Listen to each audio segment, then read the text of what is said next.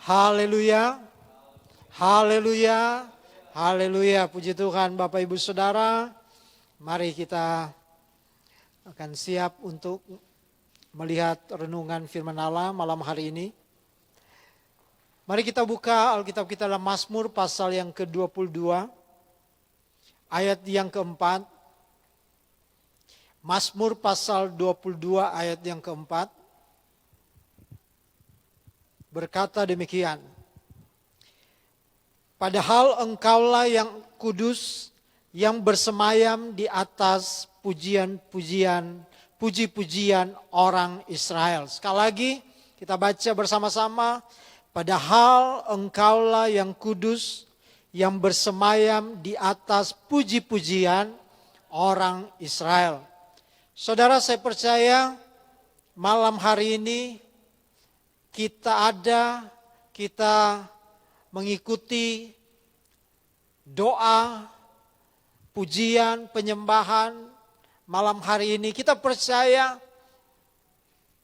bukan sesuatu yang sia-sia, bukan sesuatu yang begitu saja, asal-asalan.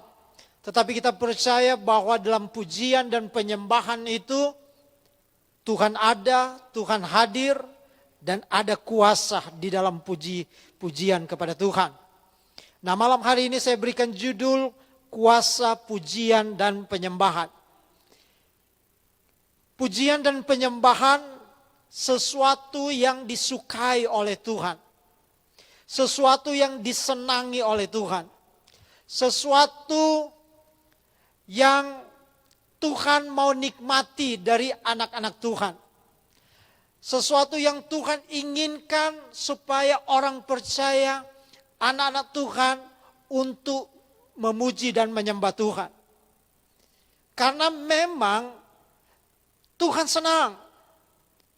Sehingga Alkitab katakan Tuhan bersemayam di atas puji-pujian, di atas penyembahan kita. Tuhan duduk, Tuhan benar-benar senang. Tuhan mau mendengarkan, Tuhan mau menikmati setiap pujian, setiap penyembahan kita, setiap lagu, nyanyian yang kita naikkan kepada Tuhan. Menjadi sebuah pertanyaan, mengapa kita memuji Tuhan? Mengapa kita menyembah Tuhan? Kita percaya bahwa kita diciptakan Tuhan untuk memuji Tuhan. Kita diciptakan Tuhan untuk menyembah Tuhan. Dan jelas kita mengerti bahwa pujian dan penyembahan itu sesuatu yang Tuhan senangi. Sesuatu yang Tuhan inginkan.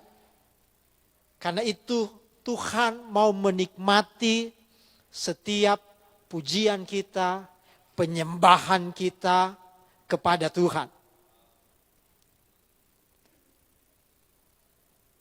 Sekali lagi saya mau katakan, pujian penyembahan itu sesuatu yang menyenangkan Tuhan. Ketika saya dan saudara memuji Tuhan, menyembah Tuhan dengan sungguh-sungguh, dengan benar, dengan segenap hati, saya percaya itu akan menyenangkan Tuhan. Karena orang yang sungguh-sungguh, orang yang tulus menghadap Tuhan, itu menyenangkan hati Tuhan. Membuat Tuhan bisa menikmati. Dan saya bisa simpulkan begini, hal yang paling utama, pujian dan penyembahan adalah untuk menyenangkan Tuhan.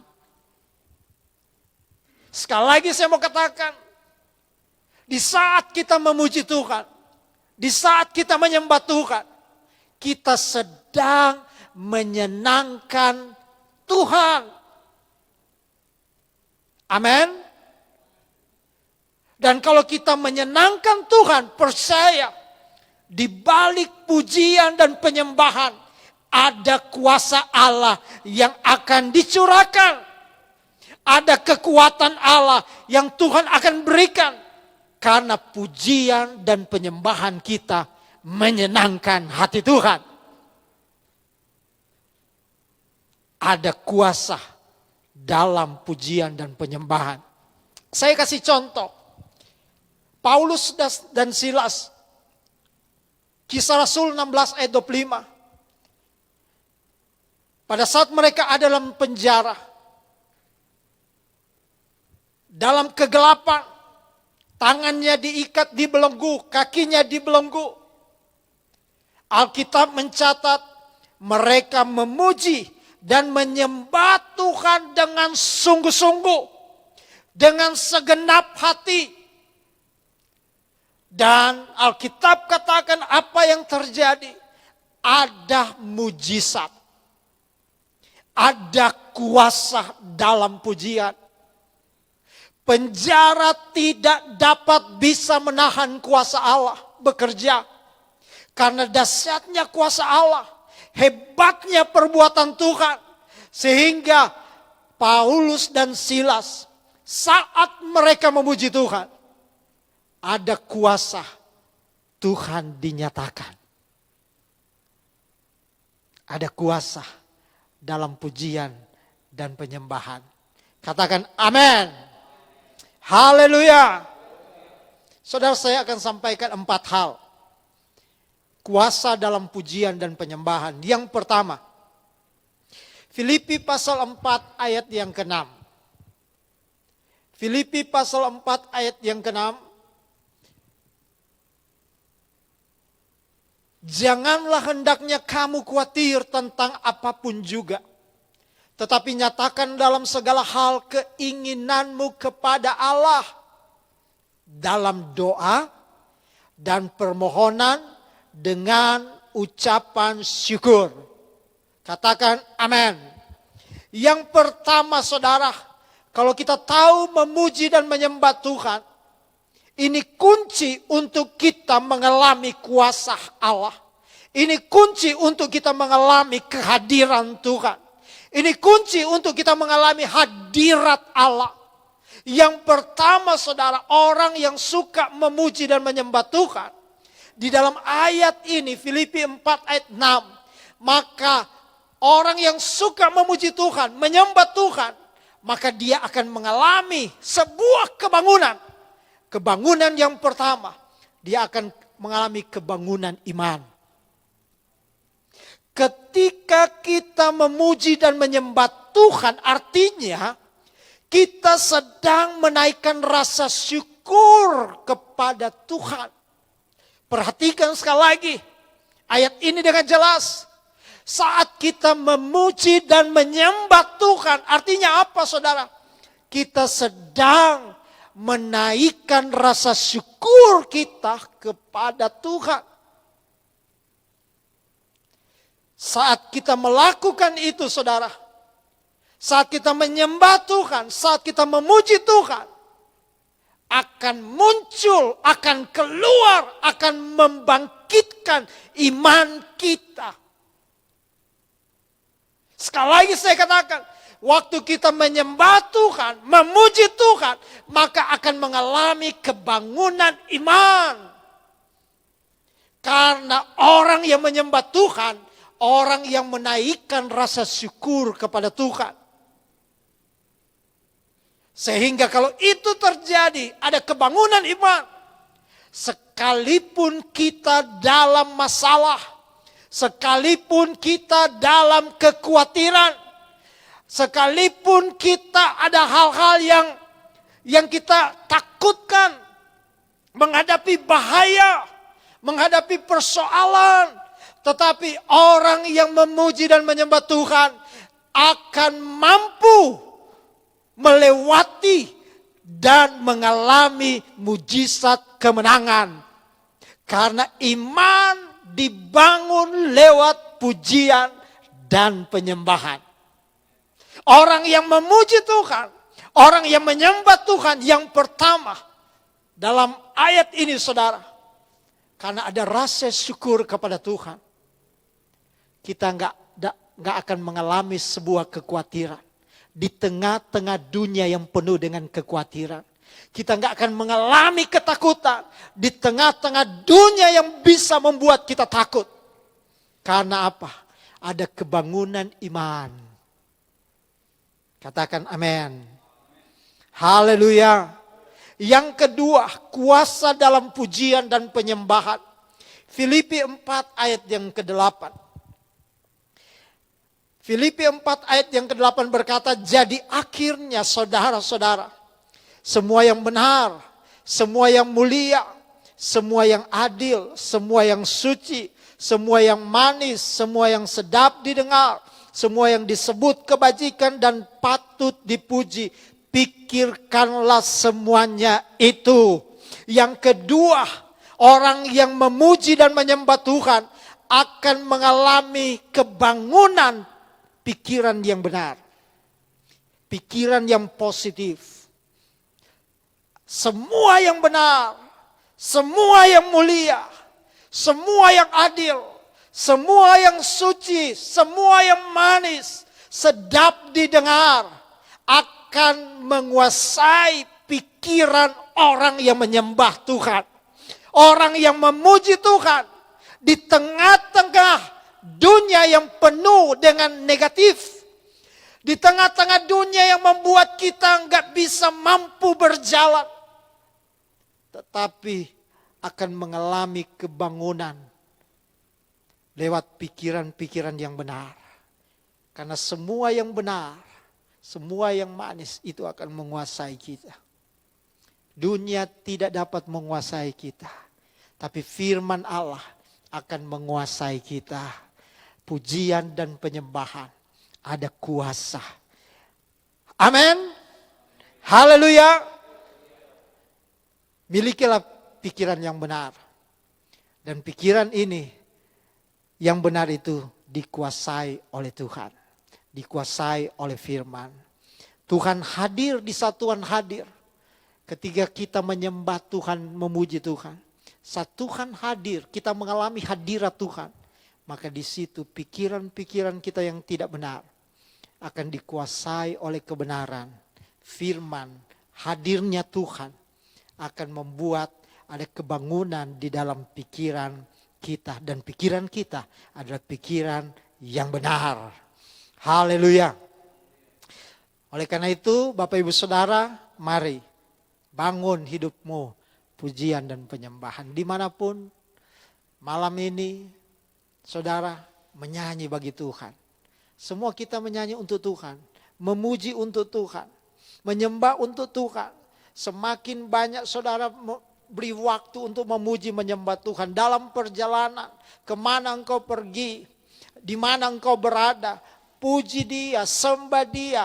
Maka akan membuat pikiran kita pada hal-hal yang benar, hal yang positif. Dan kita juga akan mengalami damai sejahtera dari Tuhan. Yang ketiga, kuasa dalam pujian dan penyembahan. Yang ketiga, apa yang dibangun? Orang yang suka memuji, menyembah Tuhan. Filipi 4 ayat yang ke-13. Filipi 4 ayat 13, segala perkara dapat kutanggung di dalam Dia. Katakan di dalam Dia. Yang memberi kekuatan kepadaku. Semua perkara, semua persoalan, semua problem dapat kita tanggung asal kita ada di dalam Yesus. Semua pergumulan yang kita hadapi setiap saat, setiap hari, kita dapat tanggung asal kita ada di dalam Yesus. Kalau ada di dalam Yesus, Alkitab katakan Tuhan akan memberikan kita kekuatan. Kekuatan untuk apa? Kekuatan untuk melangkah. Kekuatan untuk berhadapan dengan situasi apapun. Seperti Yakobus katakan, bersukacitalah di saat kita jatuh dalam pencobaan. Di saat ada masalah, tetap bersukacita. Kenapa kita bisa bersukacita? Karena ada Yesus di dalam hidup kita. Rasul Paulus dia katakan, Filipi 4 ayat 4, bersukacitalah. Sekali lagi aku katakan bersukacitalah. Rasul Paulus menurut surat Filipi, dia ada di dalam penjara. Kenapa dia tetap bersukacita? Karena Yesus ada di dalam Rasul Paulus. Sehingga semua perkara dapat kita tangguh. Asal kita ada dalam Yesus. Dan Yesus akan memberikan kekuatan kepada saya dan saudara. Katakan amin. Haleluya. Yang di rumah katakan amin. Siapa yang menonton, siapa yang menyaksikan, katakan amin. Apapun persoalan yang terjadi, kalau kita ada di dalam Tuhan, maka kita akan mampu menghadapinya. Dan kita akan menikmati kemenangan. Dari persoalan yang satu kepada persoalan yang lain. Karena Tuhan bersama dengan kita. Artinya bersama. Tuhan bersatu dengan kita. Karena Tuhan ada di dalam kita. Tuhan pembela kita. Siapa yang bisa melawan? Tidak ada. Tuhan akan memberikan kemenangan. Yang ketiga, akan terjadi kebangunan keintiman dengan Tuhan. Ada sebuah hubungan yang intim karena ada kesatuan. Karena Tuhan Yesus ada dalam kita. Dan kita ada di dalam Dia. Menjadi manunggal. Menjadi sebuah hal yang luar biasa. Yang keempat, kuasa dalam pujian dan penyembahan. Kisah Rasul 16 ayat yang ke-26. Akan tetapi terjadilah gempa bumi yang hebat. Sehingga sendi-sendi penjara itu goyah. Dan seketika itu juga terbukalah semua pintu. Dan terlepaslah belenggu mereka semua. Saya sudah sempat ungkapkan di awal. Ini Rasul Paulus dan Silas pada waktu mereka ada di penjara. Ayat yang ke-26 terjadi mujizat. Yang keempat saudara, kuasa dalam pujian dan penyembahan. Maka Tuhan akan membebaskan kita dari segala persoalan dan pergumulan. Bagi orang yang memuji dan menyembah Tuhan. Paulus dan Silas kenapa bisa mengalami mujizat dalam ayat yang ke-26 kita baca. Kenapa Tuhan bisa lakukan sesuatu yang luar biasa, mujizat. Gempa bumi yang hebat terjadi. Sendi-sendi penjara goyah. Seketika itu juga terbuka semua pintu. Terlepas belenggu mereka semua. Kenapa bisa terjadi? Karena ayat sebelumnya ada sesuatu yang mereka lakukan. Apa yang mereka lakukan? Mereka memuji dan menyembah Tuhan. Karena memuji Tuhan. Karena berdoa. Karena menyembah Tuhan. Maka ayat 26. Mereka mengalami kuasa, kemenangan, mujizat Tuhan. Allah Bapa melakukan sesuatu. Ada kuasa saat kita memuji dan menyembah Tuhan. Waktu kita memuji Tuhan. Waktu kita menyembah Tuhan. Ada doa di situ. Ada iman. Lewat nyanyian lagu yang kita nyanyikan kepada Tuhan. Yaitu Tuhan Yesus Kristus. Sebab Tuhan kita dahsyat. Tuhan kita agung. Tuhan kita mulia. Tuhan yang kita sembah luar biasa. Dia ajaib perbuatannya. Dahsyat apa yang dia lakukan. Bagi orang yang datang menyembah, memuji Tuhan. Ada kuasa, ada mujizat yang akan kita alami malam hari ini. Haleluya. Mari kita nyanyikan pujian lagu dengan sungguh-sungguh. Kalau kita nyanyikan dengan sungguh-sungguh, dengan ketulusan kepada Tuhan, saya percaya malam hari ini, apa yang menjadi belenggu saudara, apa yang menjadi ikatan saudara, apa yang menjadi pergumulanmu malam hari ini, apa yang menjadi tantangan, kesulitan-kesulitan, tantangan yang kau alami malam hari ini, persoalan dalam keluarga, pergumulan-pergumulan dalam pekerjaan, usaha, pendidikan, masa depan. Ada kekhawatiran yang sedang engkau alami. Ada ketakutan. Tapi mari malam hari ini, pujian dan penyembahan akan mengubah engkau malam hari ini. Paulus saat ada di penjara, penjara tidak bisa menghalangi untuk mereka memuji Tuhan. Malam hari ini apa yang menjadi penjaramu? Pergumulanmu. Di saat engkau memuji menyembah Tuhan, maka engkau akan melihat ada belenggu-belenggu akan terlepas, terbuka. Ada sesuatu pekerjaan yang Tuhan akan buat, kerjakan bagimu malam hari ini. Ada mujizat. Mujizat, mujizat, mujizat, kemenangan, kemenangan. Haleluya.